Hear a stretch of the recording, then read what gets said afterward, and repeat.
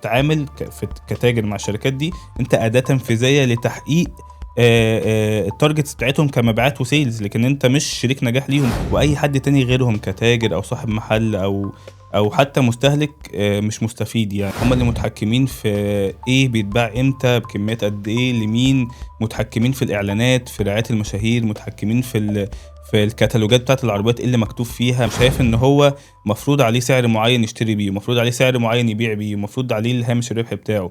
طب انت ازاي هيبقى حافز لو انت بتدفع ثمنه من جيبك طول السنة؟ يعني انت مش عاجبك السعر او طريقة شغلنا، في غيرك عايز يشتغل مكانك يعني. مساء الخير، أهلا بيكم في تاني حلقة من حلقات بودكاست صنع في مصر. هنتكلم دايما عن حكايات في الصناعات اللي تهمكم، واللي اتكلمنا فيها الحلقة اللي فاتت زي أزمة الثقة بالنسبة للزيوت في السوق المصرية. حلقة النهاردة كمان هيكون معانا الباشمهندس محمد السكري، لأنه حد فاهم وبقاله كتير في سوق الزيوت جوه مصر، وهو هيوضح لنا حاجات أكيد هتهمكم كتجار ميكانيكي وصاحب محل. باشمهندس محمد، اخبارك ايه؟ الحمد لله. اهلا بك يا محمود. النهارده بس عايزين نسألك عن اكتر حاجة بتضايقك جوه سوق الزيوت في مصر. والله هو اكتر حاجة بتضايقني في السوق المصري وبتحزنني، يعني ان السوق المصري ماشي سيستم قديم. هو سيستم مفروض على السوق.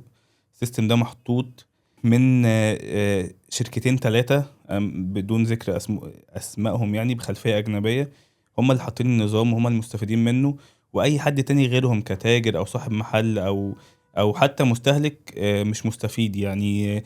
آه، بحس دايما ان التاجر وصاحب المحل بيلعبوا في ملعب مش ملعبه، ومفروض عليهم قواعد مش في مصلحتهم. كلام خطير جدا، وده معناه ان في ناس كتير بتخسر. فعايزينك تكلمنا، يعني خلينا نفهم مع بعض مين اللي ماسك السوق ومين اللي بيحدد المكسب والخسارة بالنسبة للناس دي. بص، علشان نبقى صريحين مع بعض ويعني من غير ما نزوق الكلام يعني. آه، انا عارف وغيري في مجال الزيوت اللي شغالين بقالهم فترة في مجال الزيوت عارفين ان في شركتين 3 بالاسم معروفين. زي ما قلت هم بخلفية أجنبية، هم اللي ماسكين السوق ومتحكمين فيه. هم اللي متحكمين في ايه بيتباع امتى بكميات قد ايه لمين، متحكمين في الإعلانات، في رعاية المشاهير، متحكمين في الكتالوجات بتاعت العربيات اللي مكتوب فيها، متحكمين في التوكيلات، إيه الزيوت اللي بتفرض على المستهلك في التوكيلات التجارية اللي في مصر.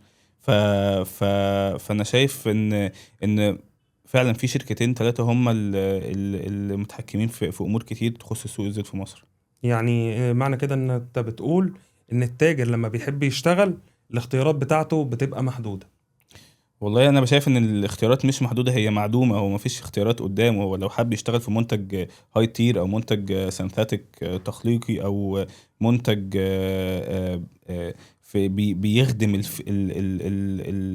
المستهلك اللي عايز 10,000 كيلو لعربيته، شايف ان هو ما يقدرش يشتغل غير مع الشركتين دول او شركتين 3 يعني. وشايف ان هو مفروض عليه سعر معين يشتري بيه، مفروض عليه سعر معين يبيع بيه، مفروض عليه الهامش الربح بتاعه.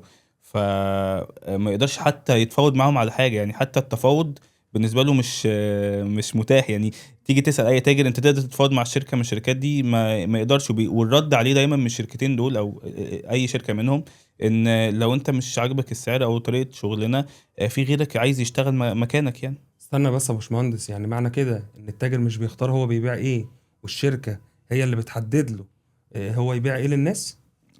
هو ما حدش. انا يعني اي حد بيتعامل مع الناس دي مالوش حرية الاختيار. هو مفروض عليه كميات معينة، بيتفرض عليه شرايح عشان ياخد منتج لازم ياخد منتج تاني. فلا، ما فيش حرية اختيار. ما عندكش حرية اختيار لتفاوض في سعر، ولا حرية اختيار في لشرايح منتجات تاخدها. وبيتفرض عليك منتجات معينة، بيتفرض عليك كميات معينة. انا بشوف ان انت بتتعامل كتاجر مع الشركات دي، انت اداة تنفيذية لتحقيق التارجتس بتاعتهم كمبيعات وسيلز، لكن انت مش شريك نجاح ليهم، مش بيعتبروك كشريك ليهم. طيب انت قلت ان التاجر بيشتغل عند البراند ده، بز- فخليني طيب اسألك على حاجة انا بسمع عنها، وهي المكافآت والعمولات. هل هدايا ده الحوافز. الهدايا والحوافز، اه هل ده مش حافز للتاجر؟ يعني انا يعني تخيل كده حد بيجي يقول لك انت هتاخد مني بضاعه مثلا على سبيل المثال بمليون جنيه خلال السنه، عشان تاخد مني مثلا هديه ثمنها 100,000 جنيه اخر السنه، وتخسر في البضاعه اللي انت خدتها بمليون جنيه 200,000 جنيه بتحرقها خلال السنه. فيبقى انت كده ايه يعني؟ انت حرقت، خسرت في البضاعه، وهو هيعوضك في الاخر بهديه بنص قيمه الخساره بتاعتك تمام. تقريبا. ففي ناس كتير علشان يحققوا الحافز بتاعهم او الهديه اللي موعودين بيها اخر السنه او ياخدوها، بيخسروا خلال السنه مبالغ كبيره تعدي قيمه الهديه نفسها. فانا يعني بشوف ان هي طريقه اغراء ليه ان هو يحقق التارجت ويجيب مبيعات، ولكن هي مش في مصلحته خالص يعني. يعني معنى كده ان التاجر بيبيع بأقل من السعر وده بيخسر كده. في حرق. فاحنا باقي التجار طبعا اللي حوالين منه اكيد بيتأثروا بحاجة زي دي. سياسة الحرق موجودة، والحرق ده للأسف مفروض على التاجر ان هو يعمله، علشان الشركات اللي انا بتكلم عليها بتفرض كميات كبيرة اكبر من طاقة التاجر ان هو يقدر يطلعها، فبيضطر يبيع بسعر اقل ويحرق علشان يقدر يطلع الكمية دي اسرع. لما يحرق في حاجة اسمها دومينو افكت، يعني واحد عمل حاجة فبالتالي في غيره هيعمل نفس اللي بيعمله عشان يعرف يبيع. فمش تاجر هيبقى بيبيع لوحده والتاني بيتفرج عليه، ما هو ده حاطط فلوس وراكن فلوس في بضاعة لازم يطلعها، فده يحرق زيه او ينزل تحته في السعر، فتلاقي المنطقة كلها بتحرق. وكده مفيش حد مستفيد في الموضوع ده غير الشركة هي اللي باعت وقبضت ثمن المنتج بتاعها، والباقيين عاملين بيحرقوا وبيخبطوا في بعض، والسيولة بتاعتهم كلها بتنتهي يعني، ما فبيبقى تحت رحمة الشركة بعد كده. يعني هو معهوش سيولة يشتغل وفاتح كريدت مع الشركة. انا مش عايز اخش في تفاصيل برضو في حتة طريقة التعاملات المادية ما بين الشركات والتجار، بس هم كلهم عارفين المنظومه ماشيه ازاي يعني في الحته دي. فبحس ان التاجر خلاص بقى تحت رحمه الشركه. طيب انا عايزك توضح لنا الصورة اكتر مم. وتقول لنا في الاخر مين اللي كسب. الشركه بس هي اللي كسبت. يعني لما تيجي تلاقي شركه باعت وكميات كبيره وفرضت على التاجر وصاحب المحل كميات اكتر من مقدرته، واضطر هو يحرق عشان ياخد الحافز بتاع اخر السنه. بس هم قبضوا لما المنتج اتباع للتاجر، واستفادوا ان التاجر حرق. فالمستهلك شايف ان المنتج سعره رخيص بسبب الحرق اللي التاجر خسران فيه، فالزبون بيرجع يسأل على المنتج تاني، والتاجر معهوش سيولة بقى ما بين الشركة والمستهلك. باشمهندس محمد، انت اتكلمت عن التاجر، بس هنا في حلقة تانية في السلسلة وهي صاحب المحل. مم. هل هو واقع في نفس الفخ ولا هو ليه الحق ان هو يجرب حاجة تانية؟ بص انا عايز صاحب المحل محطوط في حتة ان هو مفروض عليه كميات من التاجر اللي بيتعامل معاه من الشركات اللي احنا بنتكلم عليها. وتاني حاجة هو خايف يجرب منتجات جديدة لكذا سبب، واولهم واهمهم ان الزبون المستهلك اللي شايف الاعلان في التلفزيون اللي نازل بناء عليها يشتري المنتج، نازل يدور على منتج معين. وانا كمحل انا عايز ابيع اللي مطلوب، عايز ابيع اطلع على طول شغل. فهو بيوفر للزبون المنتج اللي الزبون بيطلبه بناء على الاعلانات. وخلي بالك الزبون بيدفع ثمن الاعلانات دي في المنتج اللي هو بيشتريه. يعني هو مش شاري، يعني هو مش ما شاري المنتج ده بيشتريش المنتج لا لا بسعره لا لا، لو الحقيقي لو هو المنتج ب 10 جنيه فيهم 5 جنيه ثمن المنتج فعلا، و5 مم. جنيه عشان الاعلان او رعايه المشهور الفلاني، او دفعت للتوكيل الفلاني عشان الاسم الشركه يتحط في الكتالوج. فالمستهلك بيدفع ثمن حاجه هو مش بيستفيد بيها خالص. يعني صاحب المحل بمعنى كلامك بيقول انا هبيع اللي الزبون بيسأل عليه، بالظبط. والزبون في نفس الوقت بيجي يتكلم ويقول لك اللي شفته في في الإعلان الاعلان هو كذا. بالظبط. صح كده؟ بالظبط. طيب احنا ليه ما حدش بيقول الكلام ده وليه ما حدش بينصح الناس على الكلام ده؟ والله هو اللي بينصح واللي بيقول هو اللي صوته مسموع، هو اللي معاه بادجت كبيرة، اعلانات ضخمة. هيعمل بيحط بادجت بالملايين ان ما كانتش مليارات في اعلانات في التلفزيون وفي الطرق وبيلبوردز وفي يعني.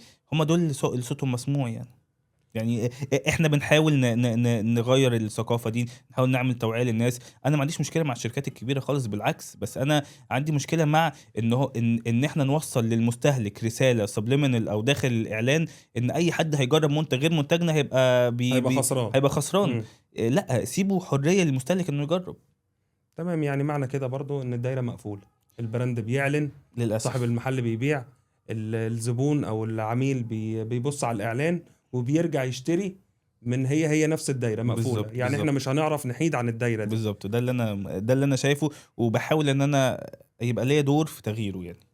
والله انت قلت كلام النهارده كتير مهم جدا يا باشمهندس، ولو عايز تختم بحاجه بقى او نصيحه لكل الاطراف يا ريت توضحها لنا. هو انا اللي يهمني، الطرف اللي يهمني المره دي هو التاجر. انا عايز التاجر يبتدي يدي فرصه لنفسه انه يجرب شركات تانية تكون بتوفر له منتج، ما تفرضش عليه كميات كبيره، ما تفرضش عليه اسعار معينه، يقدر يتفاوض معاها في الاسعار، يقدر يكسب من وراها كويس، ما يضطرش ان هو يحرق ويخسر. ما يبصش على هديه اخر السنه هياخدها وجنيه ذهب وعربيه زيرو هيبقى دافع ثمنها خلال السنه واكتر يعني. فيدي فرصة لنفسه انه يكسب، يدي نفسه الفرصة انه يعظم من ارباحه، ويدي فرصة للمصانع المصرية انها تشتغل معاه وتساعده ان هو يكسب. خلينا في الاخر بس حابين نوضح حاجه بالنسبه للمستهلك، مم. عايزينك تقول جمله او كلمه للمستهلك توعيه برضه في الموضوع ده. بص انا يعني انا عايز برضو المستهلك خايف وانا شايف ان المستهلك ما يقدرش ياخد ريسك التجربة طول ما الميكانيكي بتاعه والتوكيل بتاعه ما غيرش سياسة التسويق. لازم الميكانيكي وصاحب المحل والتوكيل اللي المستهلك بيخش له بعربيته.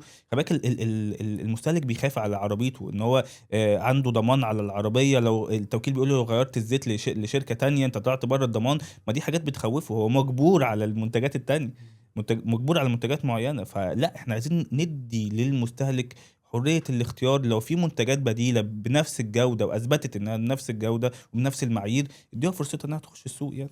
حلقتنا النهارده خلصت، ان شاء الله الحلقه اللي جايه هتهم قوي التجار، لان هنتكلم في ازاي تكسب من غير ما تحرق وما تكونش تابع لحد. ما تنسوش تتابعونا على فيسبوك ويوتيوب. اشوفكم على خير.